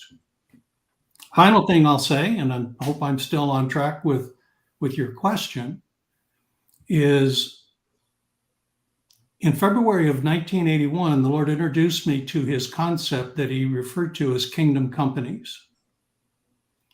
And maybe we'll talk about that in another time. But one of the characteristics of a kingdom company is they operate in what Jesus referred to as truth in the transaction. Now, what's interesting about that is every element of life is involved in a transaction. Wherever people interact, there is a transaction going on, where somebody is giving something, somebody is receiving something. Okay? I've had people ask me, well, what are the rules of truth that guide this transaction? And I played it the other way around. Well, don't be worried about what the other person is doing, as if they're operating truthfully, you do it. Yeah. You know when you're operating truthfully. You know when you're trying to take advantage of the other person. Yeah. You know when you're doing something that's inappropriate. You also know when you're doing something exactly right. Yeah. Do that. And if everybody just do that, guess what you end up having? Yeah. Truth in the transaction. That's, So I don't know if that's what you're intending, but that's certainly it's what came to me amazing. as you were thinking, as you were asking the question. Well, I got a good buddy. His name is John May. And John wrote in the chat, he said, it'd be nice to know if he has a plan for me, because it sure doesn't feel this way. Yeah. You know what? And I feel like so many people are with you, John. Yeah. And in this world, and the fact that you'd be willing to share that, one of the things I've been a big fan of is David Lee. David Lee came into the Compassion Cartel, and he shared about his wife having stage 4 colon cancer. And God used, basically said to me, you have to pray for him and his wife. And I was like, I just started this crypto channel. What am I doing here? Right? Like, is this what I'm supposed to be doing? And so it was like a challenge. Like, are you going to obey me? Are you going to do this? And so I'm like, well, yeah. And I consulted with some friends, and I'm like, you know what? This is what we're supposed to do. And that's actually how David Lee and I met, because he was willing to be transparent. I just want to say to you, John, one, thanks for speaking it out loud. One of the things that's really important, and I think this is just general thing, is that I think the enemy wants us to suffer in silence, and especially as men, wants us to, bottle it up and not share it with people in the community. And I think one of the things that's so unique about this community is the fact that there's no judgment. Now, there are people who scoff, but there were scoffers in Jesus' day as well, and they can go wherever they want to go. But when you think about this idea of the power of love for one another and considering others in addition to themselves, I often talk, Steve, about how, I don't know the supernatural power of God. I can't pull a lever and dump it out, but I know that He divides our pain and multiplies our joy in community. Like you and me getting to know each other, it's multiplied my joy. And it's life-giving, right? You're breathing life into me. And I'm like, why is this guy who could do a lot of things with his time taking time out? And I can tell you enjoy it too. Yeah. It's fun, but it's also really intentional too on your part. The same thing I'd just say to you, John, God's given me a heart for you. And I think that that's one of these things within this community is that I want to encourage everyone to be, it's important to have somebody that you can share stuff with. And, iron sharpening iron, this is what you're seeing right before you, is that if I had some problem going on, Steve would want to know about it. Yeah. And I'd want to know the same thing about you, Steve. Hey, what do you got? Let me bear that burden with you. What would you say to John May and anybody else that may watch this that are doubting that there's even a purpose to their lives because of the circumstances under which they find themselves? Yeah, great question. The first thing I would say is that I have never met a person who dropped on the planet who knew what God's plan was for them. Not a one. So the first thing I'd say is welcome aboard. The next thing I would say is that, John, you have an opportunity to actually either prove or disprove the very things that we're talking about here. Yeah. Go ask Jesus and just say, hey, dude, I've heard this stuff about you. Teach me how to hear your voice and to come into your purpose for my life. Just show me how to do that. Yeah. And then one day, John, you do that. You do it with honesty, integrity. You just let Jesus steer the boat. See, this is what happens sometimes folks will then try to dictate to Jesus what they need and how he needs to go about his work. No, you tell him what you'd like to do, that you'd like him to, to bring you into his vision for your life. And then you let him steer from there. And if you'll do that, then sometime you're going to come back on Matt's channel. You're going to say, this is it. Yeah. And you're going to have your own story to tell. So, what's amazing too. Welcome aboard, John. Yeah. You know what's amazing about that, Steve? I've been doing this for 23 years, right? And I feel like I've been running after him, right? I feel like, man, if I recount miracle upon miracle upon miracle, amazing. And of course, I see life that way, right? He's wired me for faith and amazement of what he does, right? And it increases your faith and you're just like, wow, I'm just like, this is incredible. But also, I've been doing it for 23 years and I meet you and we have these conversations. This well is deep. I thought, you never really arrive at this place. And I love that you said, hey, if you find somebody that actually knows what God's plan is, why? It's elusive in some respects because it is a journey together. Yeah. And I think that that's this idea that, you know what? I often say this, and this is the thing that, when I get to the crypto message, I'm just convinced of this wholeheartedly. When God said to me that I've hidden something for you in the house, and I found this bottle of state quarters, it's in a bottle of Xanax, and I was dealing with really, really bad anxiety, and I had to take Xanax, And I was warned about benzos and about how addictive they could be. And I'm very fearful of being addicted to stuff like this. And so I didn't take much of it. But when I did take it, I was like, wow, this is like a warm blanket, right? But I knew that, and this is, this is in the last 5 years. There's something in me, and I would say it's Jesus' voice saying, this is not me. This is not me. I am not this warm blanket. Not that this warm blanket isn't helpful. It is helpful. But my dad drank, alcohol for the same reasons. And we find ourselves looking to things that will kind of satiate or numb things for us.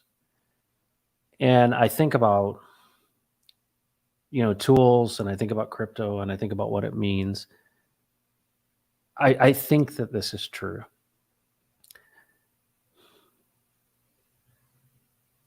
The currency of God is peace, not money. It's not tools.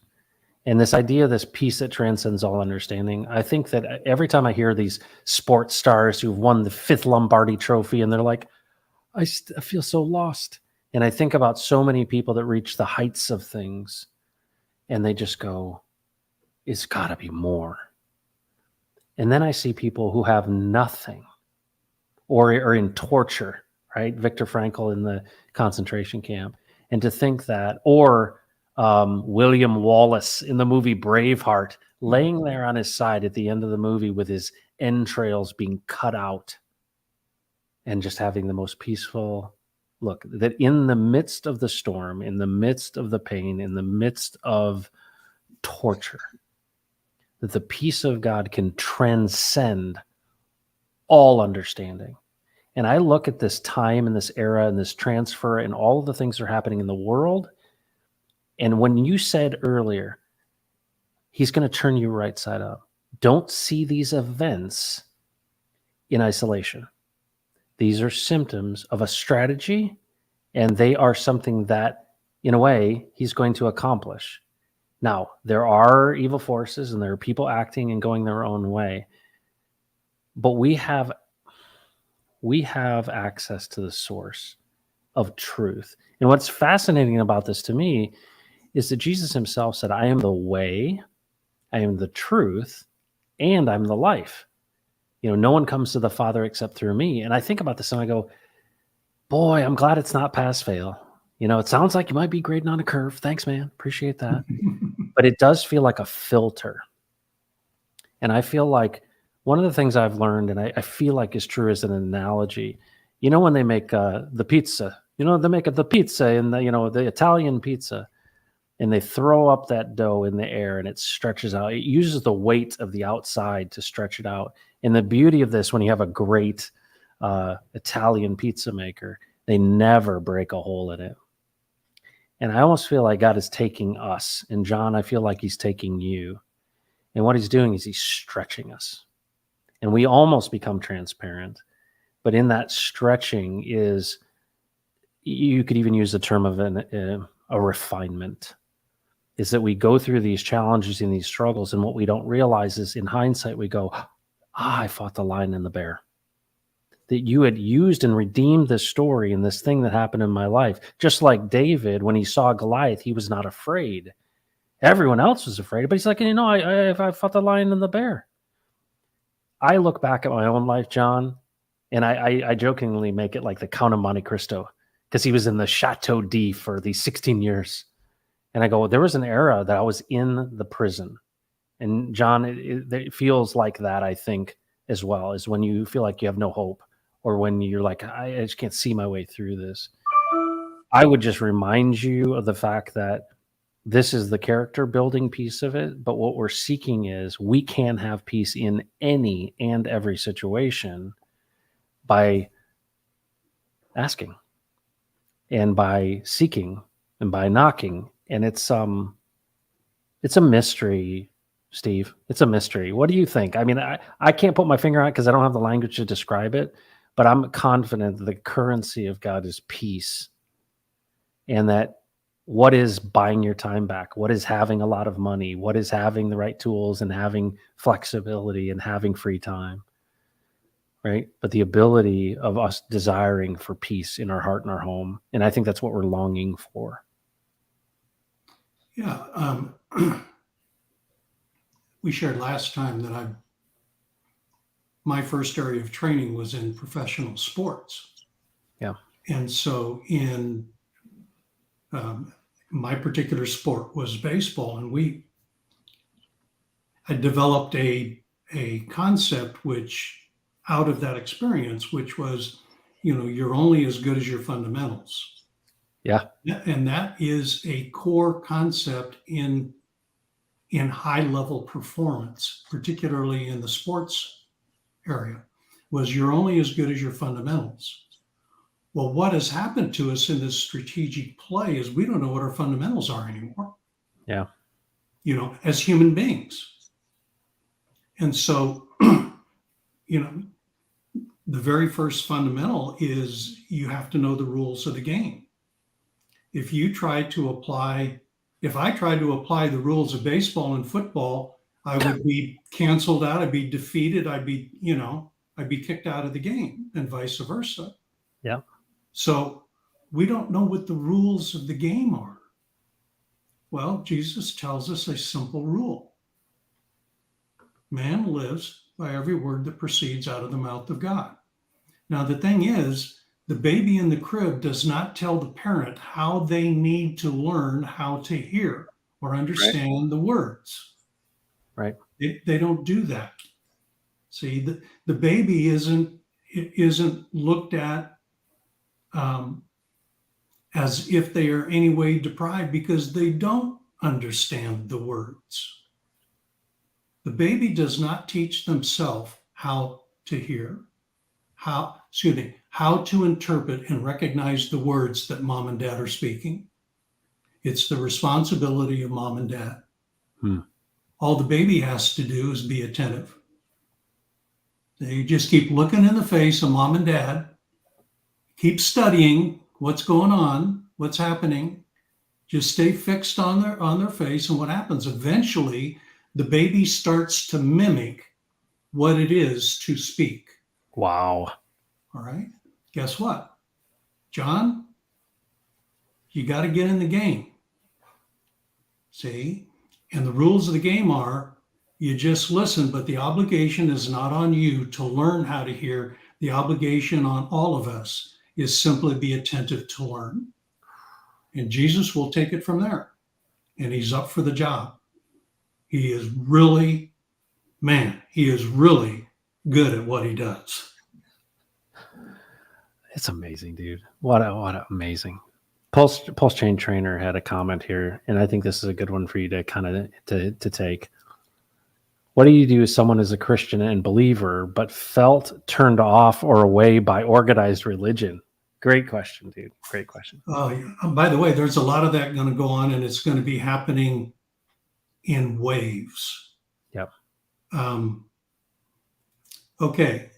What is that one? Okay, that's the same one. Yep. People are turned off by organized religion because they know deep within them, they hear the character that is distorting the nature and character of God. Yeah. If you go into the garden, what the serpent was doing, who was the agent of we call him Satan at this time, who was the agent, what he was doing is he was transferring his nature and character to God in the mind of Eve. What he was saying is that God is a liar. And so he was disparaging the nature and character of God. Well, that's what religion is designed to do. It is designed, religion is one of those terms that people are either proud of or offended by. Yeah. And yet, if you ask a person what is religion, most people can't tell you what religion is, me included. I found myself being incredibly offended by religion, but I had no idea what it was. So I asked Jesus what religion was. Hmm. Okay, here's his answer. Okay, religion is a system of self worship. It is a deceptive apparatus of the world that promotes the worship of God while allowing the individual to remain as God. Wow. Now, dudes, if you meditate on that a bit, that is like a double right left cross to you. That's how Jesus sees religion. By the way, he said a similar thing to James, Yeah.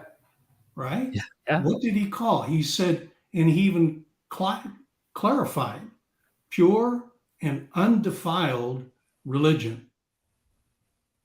So he had to put qualifiers in front of it. And what were those qualifiers? You take care of widows and orphans, and you keep yourself unstained, from the nature and character, from the world and how it operates. Well, guess what? If that's what pure and undefiled religion is, then what are all other forms of religion? Impure and defiled.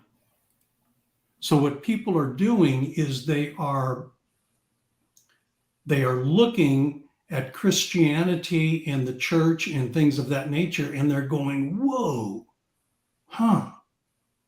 you are not projecting the purity of God to me in the way that you say you are. You are putting me under all kinds of rules, all kinds of obligations. You are not setting me free while you promise to set me free. And so what I would say, post-chain trainer, what do you say to someone who is a Christian and believes but is turned off by organized religion? I'd suggest that they go talk to Jesus about how he views a Christian and how he views organized religion, and put them directly in touch with the source. Once again, he will describe to them and enable them to know in ways that 10,000 of my words or your words won't. So what do you say to a Christian and believer that is turned off by organized religion? You're not alone, but that doesn't mean you're turned off by Jesus. Yeah. Go find out who he is in real time, and guess what? That will become a non-issue. You make a really interesting point here. And if you guys are picking up what Steve is throwing down, I've been listening to this for a while. And what's really cool, and I said this before, Steve always has basically the same, challenge for me is, hey, why'd you ask him what he says? We said this last time. Jesus is in, he comes out of the wilderness and he's being tempted by Satan himself. And he says, turn these stones into bread. And Jesus says, no, man does not live on bread alone, but out of every word that comes out of the mouth of God. There's so many examples in the scriptures of like God the Father literally speaking and saying, listen to him. Even the Spirit itself is its purpose in decentralized guidance for us is to remind us of what he said. This is my son, listen to him. So when you mentioned James, I pulled it up here. It's so amazing to hear and to see what you're saying in this verse. Religion that our God, our Father accepts as pure and faultless, which is so great, undefiled. It's amazing how it actually, everything, it's the counterintuitive nature of the upside down world being turned right side up, that what I'm going to do and I'm going to challenge you with is, you're making this assumption that it's about you. And what I loved what you said was that religion is basically acknowledging God, but maintaining your godlike status. And, you see this all the time. And why are people turned off by it? I'm turned off by it as well, because it's not authentic. It is not congruent. And it is something that oftentimes is lorded over people as a form of righteousness, right? That look at me. And it really is a self-worship. And I think this is probably one of the best definitions I've ever heard, Steve. But this idea that even in the scriptures would say, hold on a second, you want to know what's pure and faultless? Stop making it about you. You're worshiping yourself. And so there's a lot of words that are packed with a lot of stuff. And that's the stuff that, Steve's been helping me unpack and look at. But I think the coolest thing about all this, and why do I take my channel and say, hey, on Fridays at 11 o'clock, I'm going to hang out with Steve? Because, folks, this stuff's true. This stuff's true. But what are we saying? Are we saying become a Mormon? Become a Scientologist? We're not even saying become a Christian, because what's loaded in that is a derivative of the voice of Jesus himself. Because he said, you can come to me. Well, that's what I wanted. And look at all the people that he worked with, right? These people were like tax collectors, sinners, and they're like getting down on them. What are you doing, man? You can't hang out with those people. And it's so amazing. If you haven't engaged with this stuff, folks, when I first had all this weight lifted off of me, I had a buddy say to me, hey, but do me a favor. And I'm like, okay, what is it? He said, go read the book of John and get back to me. And that's what I did. That was the first thing I did.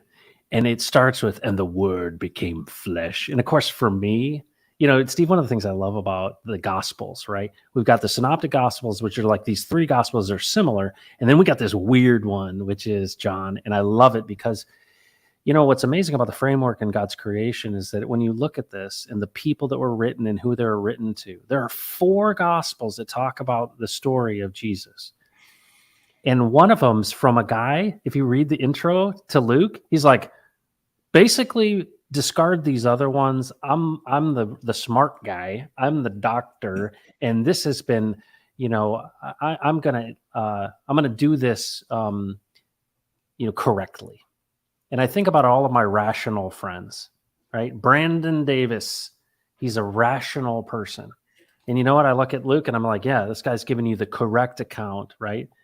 And then I look at something like my wife, who's very concerned about the institutions and does this really match up all the way back, Steve, all the way back to Adam? Like, does the historic and does the institution and do all the prophecies and all of this stuff make this guy who he is?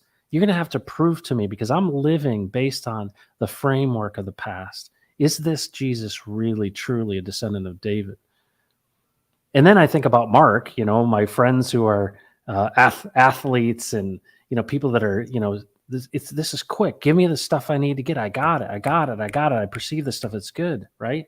And then John, the idealist in me. Wow. It's poetry. It's this word became flesh, and this idea of this grand story. And it just resonated with me. When you start encountering the stories and the words of Jesus, and you have to recognize, and I think this is kind of to wrap this thing up, I would say, and I want you to kind of speak about this. These words in English, in my translation of the Bible, right? I believe these things to be true, but I also recognize that I don't read Hebrew and I don't read Greek. And I know that people had to make choices. And we talked about derivatives before. So many people that I know that are in the church worship a book. And I don't mean book as in Bible. I mean book as in sitting on your desk with ink on a piece of paper. They worship a derivative of the voice of Jesus. I'm not saying that the Bible is not helpful. I'm not saying that it doesn't have amazing, that it can be used as a tool, and that tool is sharp, but it has to be filtered through this engagement with the words that Jesus speaks. Because here's what's crazy, Steve. I told you this last time. Ray and I read the same thing from Isaiah 55, and we're like comparing notes. He's like, no, it's about this. This is incredible. I'm like, where did that come from? Why was I so inspired by this idea of, look, it's an endowment. He's endowing us with these things, which what is an endowment but locking these things up in us? And I'm like, this is amazing. And Ray's like, dude, no, this is what I saw in this. And I'm like, okay, that's the mystery, but it's also something that you said, keep your face, look up. What are your kind of final thoughts as we wrap these things up? Because this has been like amazing, and I really, really appreciate your. We've hit the 2-hour mark. That's why I'm kind of wrapping it up. Yeah. Well, folks, you kind of get an idea what Matt and I yak about. So, tune in another time, or this is what it looks like. Well, it's the very thing that was it Pulse Chain that was asking about Pulse Chain Trainer. Yeah. Remember, we started this off last week and then kind of reiterated this time about strategy. What is the strategy that is in play that causes either Pulse Chain or somebody he knows to equate Jesus and Christianity and organized religion as all part of the same whole? Yeah. So that if you reject Christianity or you reject organized religion, somehow you're rejecting Jesus. Yeah. Who came up with that plan? Yep. See, they are totally different. So a person who is finding themselves rejecting, Christianity or the church or organized religion, okay, pay attention to that, but say, okay, Jesus, why is that happening in me? What is it that you are doing in and with me that's causing me to look at these things in the way I am? Yeah. Am I in sync with you on this thing? Okay. Now, what happens then is you are viewing your life experiences not through the prism of your own thoughts, ideas, or belief system. You're wanting to view them the way that Jesus is viewing them.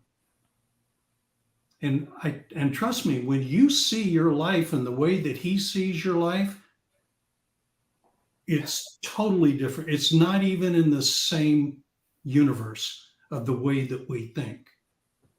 Okay?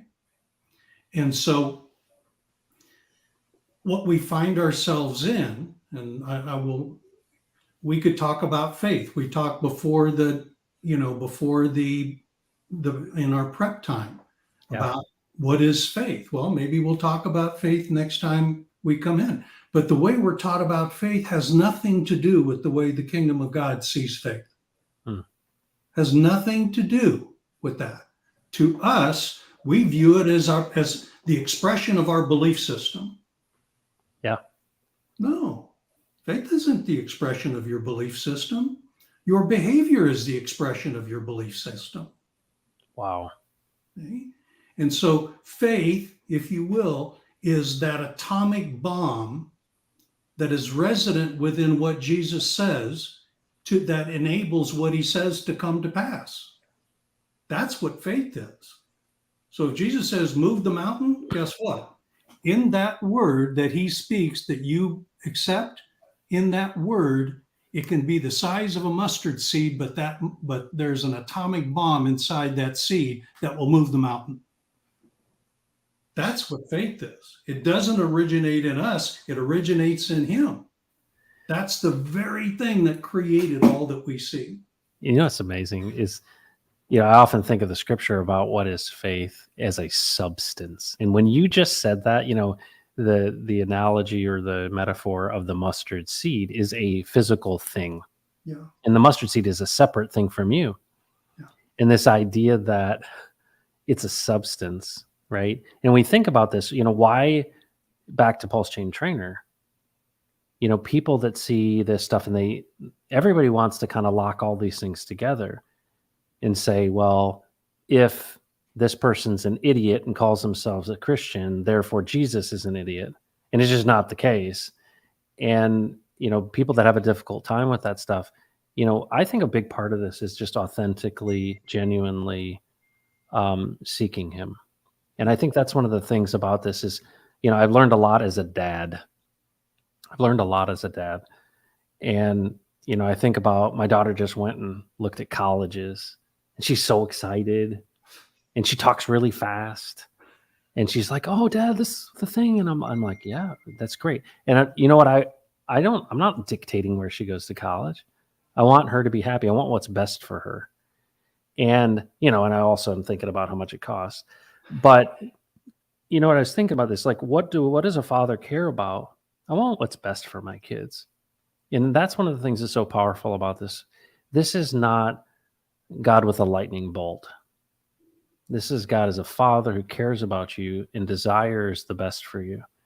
And one of the other things that just comes back to all this is complicated stuff at times. Like, how do I discern this stuff? What do you mean? We always keep coming back to the fact that you have access to the source. So stop using derivatives as your primary source material. I think it's so important. I'll say it again. Stop using derivatives as primary source material. So what do? We think that what the pastor says, or what the church building is, or what this friend said, or even just what the ink on the page says. No. These things, God uses all kinds of experiences. He uses people like Steve in my life. But I always go back to, and Steve is very careful to go back to the fact that, listen, Steve didn't create the world. I didn't create the world. We know who did, though.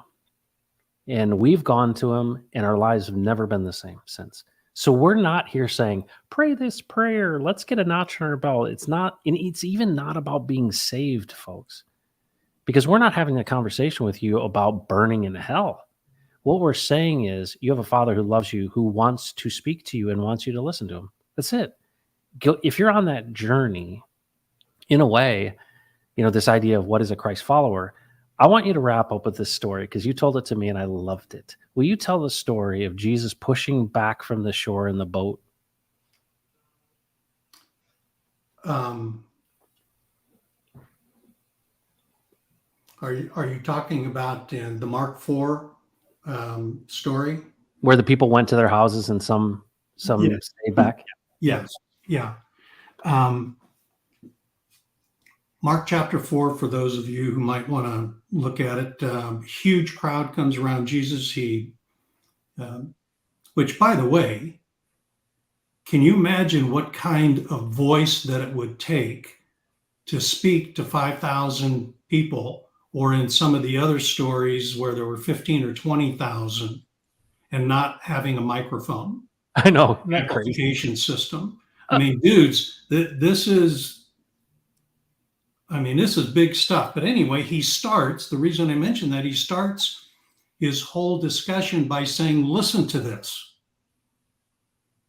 Now, if you go into the language, and you were sometime maybe we'll talk about the tools that we have available to us today that help us to understand, the scriptures in ways that other generations didn't or couldn't.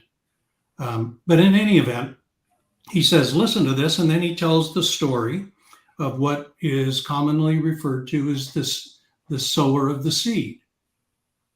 And so he tells this story. Remember, he is speaking to all of these agrarian people. They understand this, and he's telling them how to plant and so on, all this stuff. And so he finishes his story. He takes off, and the overwhelming majority of the participants left. And they had concluded for themselves what his message was and what he meant through his message. And they probably had, really good, ideas. Oh yeah, I got to remember how to do that. I got to remember this is how it works. Oh yeah, this is how God blesses us. Thank you, Jesus, for the reminder. I'll do that. They leave. Jesus takes off. And all of a sudden, his disciples and a few believers chase him down. And of course, I'm going to use more common vernacular. And they say, all right, Jesus, we know you're not giving us an agricultural lesson. We know you have more in mind than that. What do you got up your sleeve? And Jesus turns to them and said, because you have chased me down and wanted to know what I meant through my message. To you it has been given the mysteries of the kingdom of God, while the others still get them in parables. Now think about that for a minute. They're still wondering what the heck he was talking about and concluding for themselves what he said. And to those who pursued him, he said, I'm going to give to you what to others are mysteries. Now, I don't know, man. For my own life, I have found that to be 100% true. And I'm sharing them with some of those with you in the last couple of streams. Yeah. I've never heard anybody else talk about this stuff. No. There's a purity to it, and it resonates is so true, but it's always backed up with, we have access to the source, my friends. Yeah. Chase him down. Chase him down. Steve Staggs. Great to have you back on the Pulse. Thanks for doing this. We're going to do this each Friday, provided that our schedules work out at 11 o'clock a.m. Central Texas time. And we're going to welcome Steve back for episode 3. And we're going to have this, conversation. Steve, thank you for being here. And 1, it's a joy, but 2, it also, you give me an opportunity to share this stuff in a new way and to discover stuff and uncover things. And it's rich. So thank you very, very much. My pleasure. My pleasure. Thanks for inviting me. You bet. Thanks. All right, folks, there you go. Right? The spiritual journey with Steve Staggs. He's asking the questions, right? And what does that do? It prompts us to have to ask and answer, right? And go, what do I think? What does Jesus think?